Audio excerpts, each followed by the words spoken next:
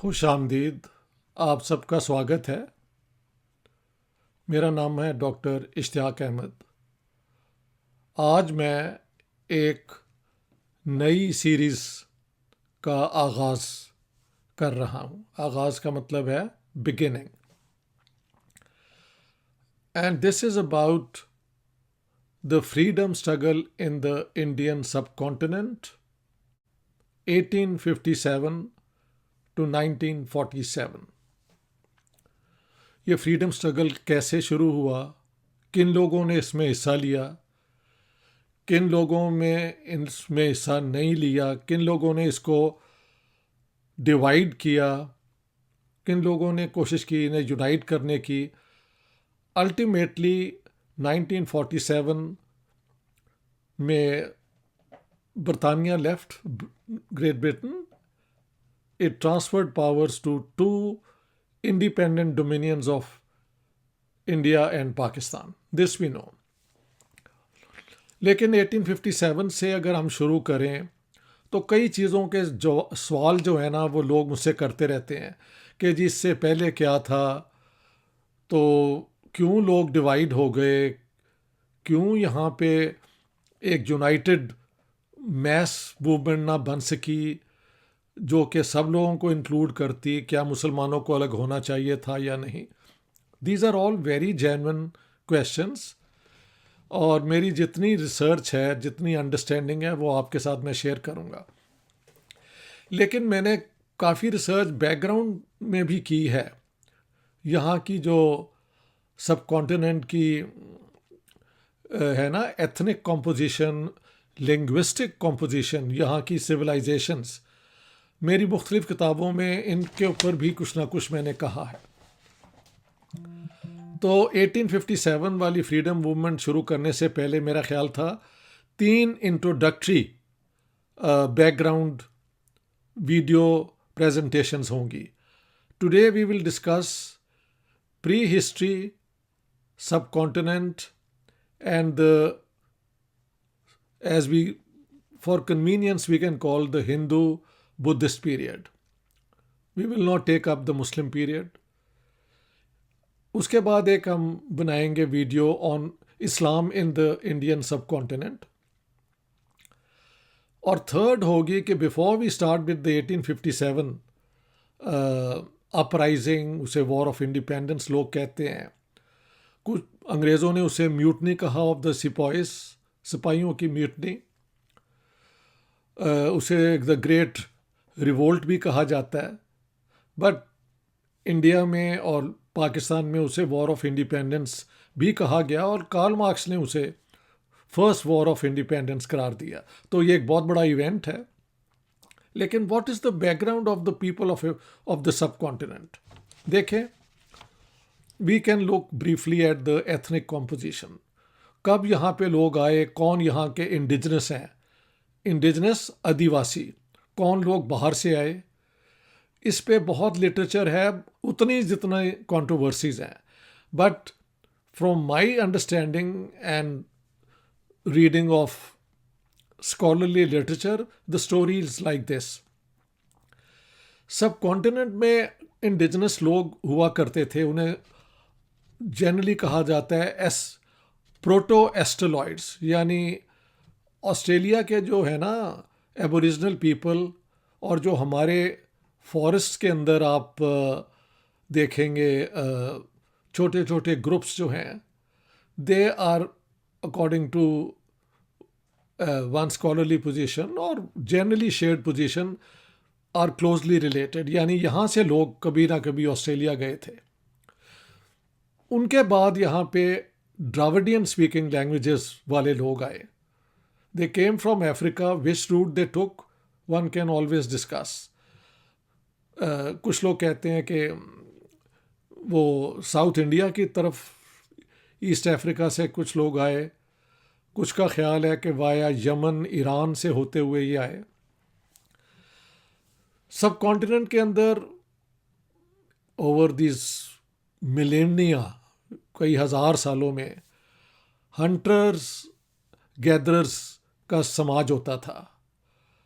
Hunters जो थे, they would live by the day, hunt down an animal, pluck fruit from the trees and survive. और gatherers जो थे वो फिर जिन्होंने एनिमल्स को डोमेस्टिकेट किया, उसके बाद एग्रीकल्चर का फेस भी आ गया. So these are all things leading to a more settled way of life and a more steady way of life. Culture और सिविलाइजेशन में फ़र्क इतना ही है कि culture is the habits, the normal habits. Civilization is also the architecture, the development of technology, all that makes a civilization. तो pre history में कुछ सिविलाइजेशंस हुई हैं. एक तो मेहराबाद की है, बलूचिस्तान के इलाके में है. एक मोहनजोदाड़ो की है. एक हड़प्पा है जो साउथ पंजाब में आ जाती है, सराइकी स्पीकिंग बेल्ट में. इसके अलावा सरस्वती रिवर के इर्द गिर्द जो कहा जाता है, जलंधर के पास बहता था एक ज़माने में, वहाँ पे भी सिविलाइजेशन थी. अब हड़प्पा में जो है ना भी सिविलाइजेशंस के और कुछ डीएनए मिला है ऑफ 5000 ईयर्स ओल्ड, क्योंकि डीएनए डिस्ट्रॉय भी हो जाता है. And all these are very fascinating studies. But it seems कि जो नॉर्दर्न इंडिया और नॉर्थ वेस्टर्न इंडिया के लोग हैं, वहाँ से लोग बाहर से आए और एक के बाद layers of ethnicities you can find. Not very surprisingly, those who were defeated were driven to the bottom. Those who triumphed came on the top. At some point, Hinduism as a way of life, आप कह सकते हैं, जिसमें religion, ritual, social order भी develop हुआ. जो मेरी reading है हिंदुज़म की वो ये है कि इसमें बहुत ज़्यादा इंटेलेक्चुअल फर्मेंट भी हुआ. Lot of discussion, philosophical. कहा जाता है कि 6 बड़ी किताबें हैं जो they talk about a god और gods and mysticism and the mystery of life and rebirth and so on and so forth. लेकिन there are 6 books which are about skepticism. Skepticism होता है doubt, शक about truth claims, जो एक philosophical position है. और कुछ तो literature openly atheistic भी है. They deny the whole existence of God. So ये जो है ना हिंदुइज्म की great cultural वेरिएशन जो इसके अंदर मुमकिन है, it is fascinating.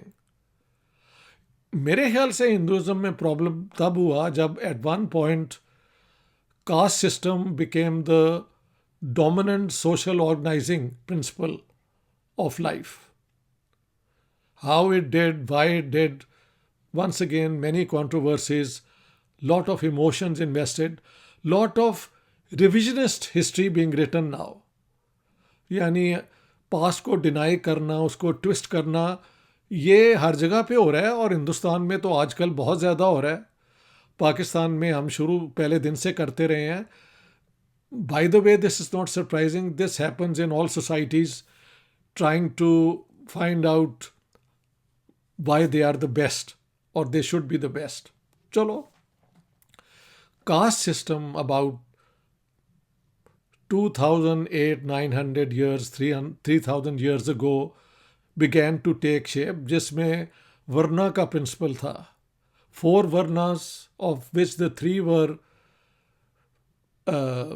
clean, 2 were aristocracy, the Brahmin priests and the Kshatriya warriors, and then the common people, but respectable, the Vaishya, the business community, जिसमें बनिए आ जाते हैं, ट्रेडर्स आ जाते हैं, एक लैंड ओनर्स भी शायद उसी में आ जाते हैं. I don't know. वॉरियर्स अगर लैंड ओनर हों तो वो टॉप में आ जाते हैं. अगर वो कल्टिवेटर्स हों तो उनको पुश करके शूद्रा में भी रख दिया जाता है. And many people are categorised as Shudra because they were toiling, they were cultivating the soil, यानी 1936 की महल हाई कोर्ट लाहौर पंजाब की रूलिंग है, which I would say very arbitrarily place the Jats among Shudra. हमारे एक दोस्त हैं, क्या नाम है उनका यार,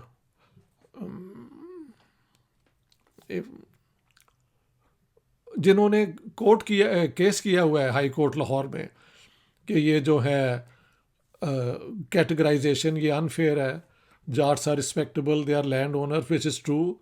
इसके अलावा कई और लैंड ओनर्स हैं who would not like to be लेकिन so all this categorization is always arbitrary. Those at the top would like to pretend they are better than those at the bottom, or those at the bottom always resent it. ये हर human society में हुआ है, ये कोई law of nature नहीं है, ये social organisation principal है.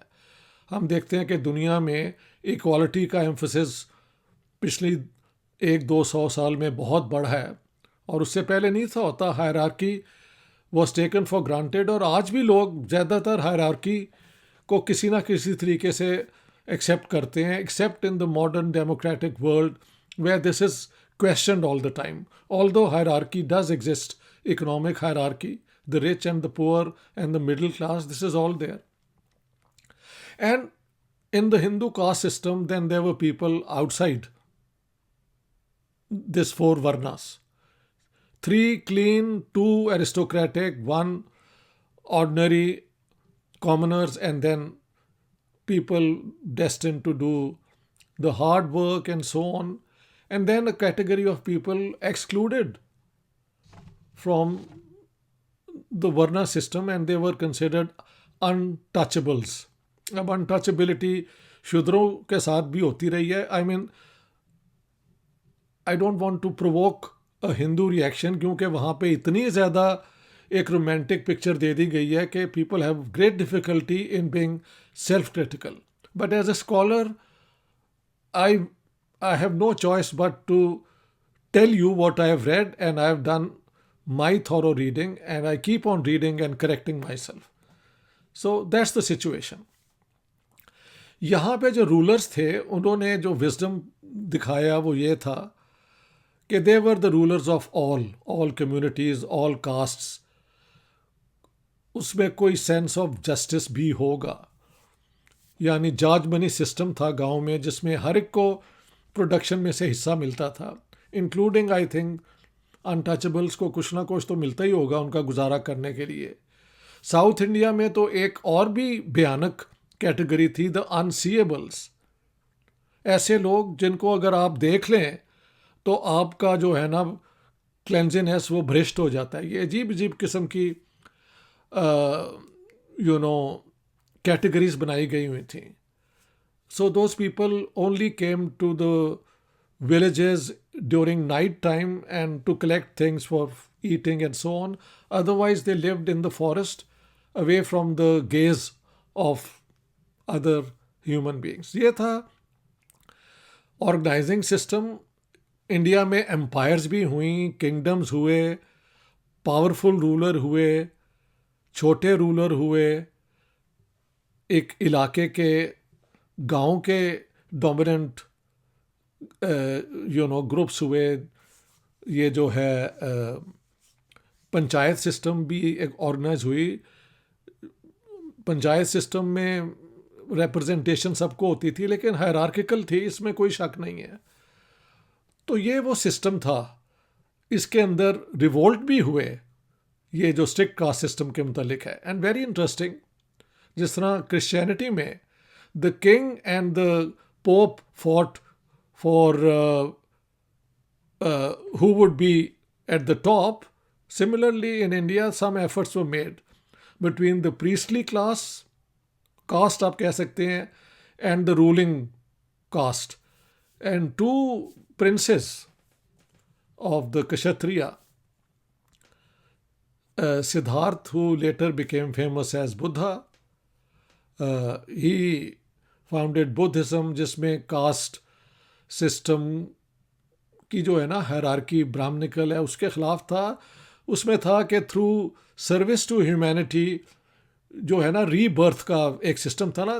The caste system had a theory of justice that you are what you are today is because of you did in the past.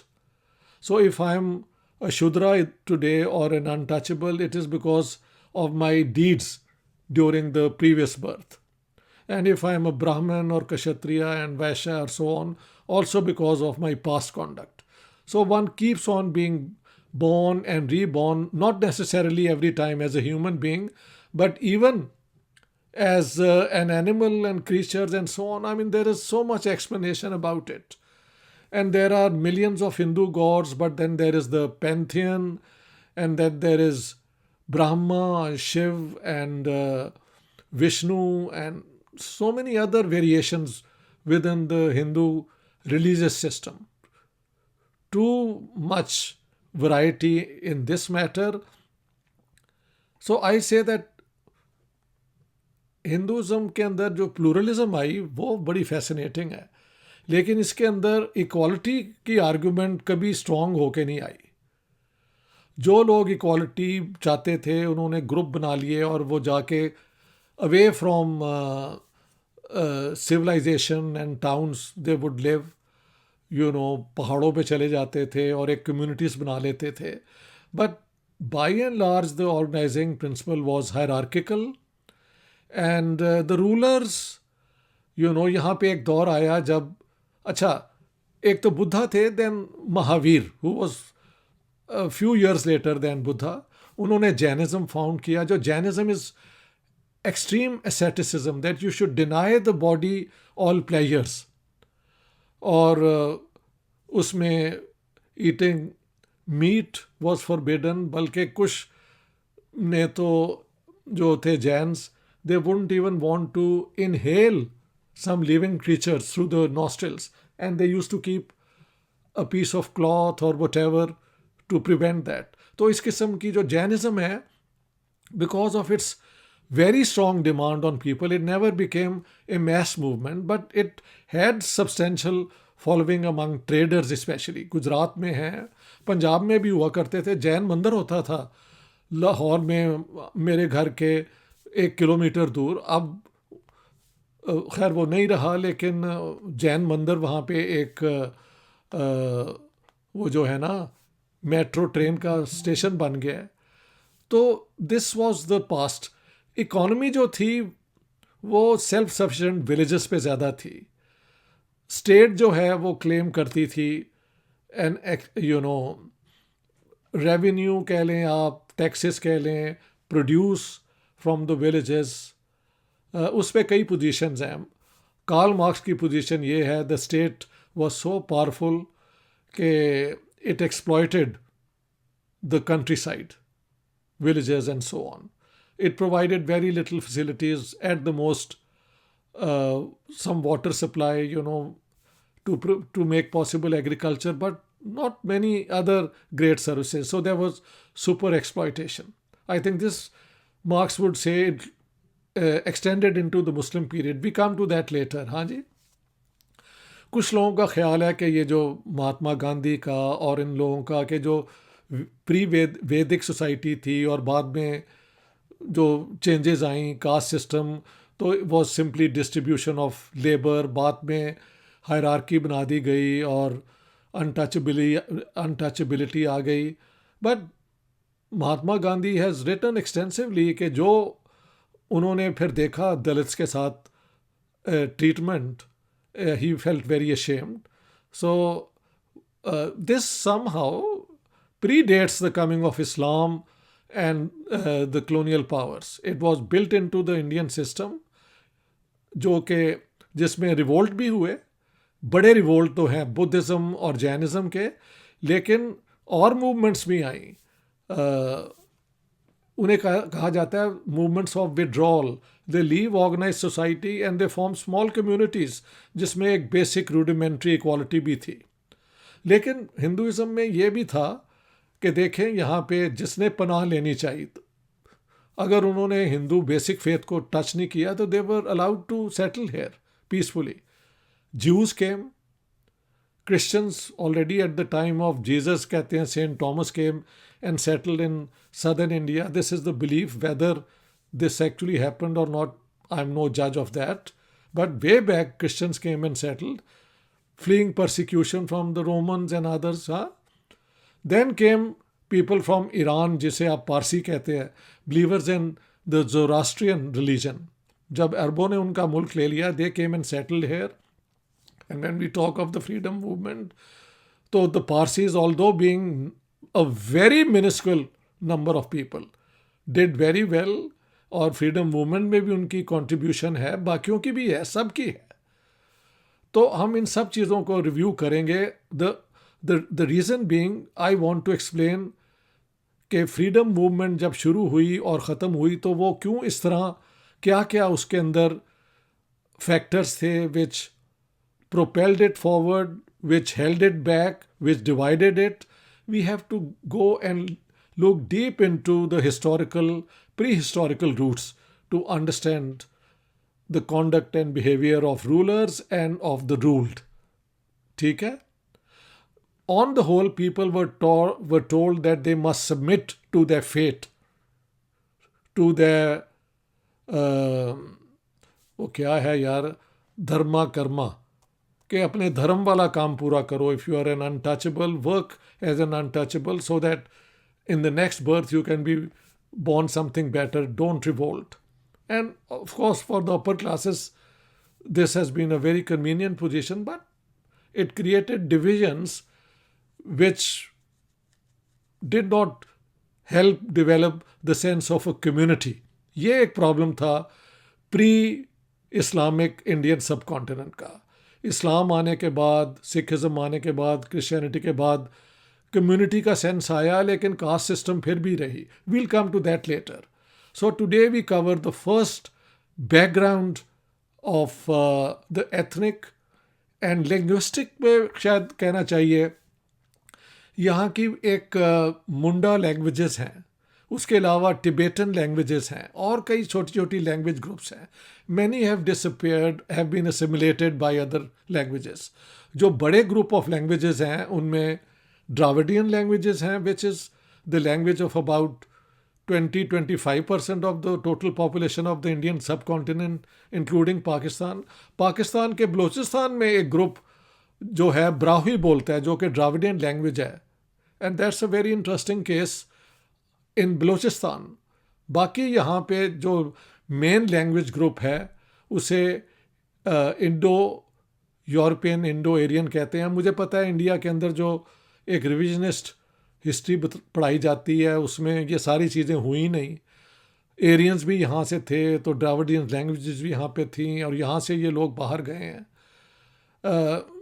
Serious studies, DNA studies, genes की studies don't support that. It's very obvious कि northern India में और north western India में, अगर आप अफ़गानिस्तान की तरफ जाएं तो जो एथनिक कॉम्पोजिशन है उसका कैरेक्टर बदलता जाता है. Mixed भी हैं. There is no purity nowhere in the Indian subcontinent. Actually, nowhere in the world. Ultimately, there is an African mother at the root of everything. People traveled from Africa 300,000 years ago, went in different directions, came to the subcontinent. Once the subcontinent and Africa were joined, maybe some people crossed and vice versa. All this is prehistory. A lot has to be learnt, but I have shared with you what is the basic point of entry into the Indian subcontinent's background. Thank you very much for today.